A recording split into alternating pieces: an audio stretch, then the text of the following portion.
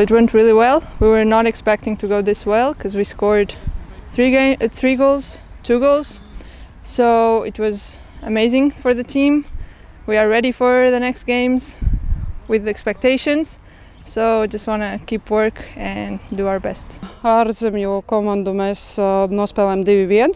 Tur mums drusku nepaveicās, bet tas bija iesildošā spēle, tāpēc stipri nepārdzīvojam. Nākošajā spēle mums jau bija pret Tukumu Talsi.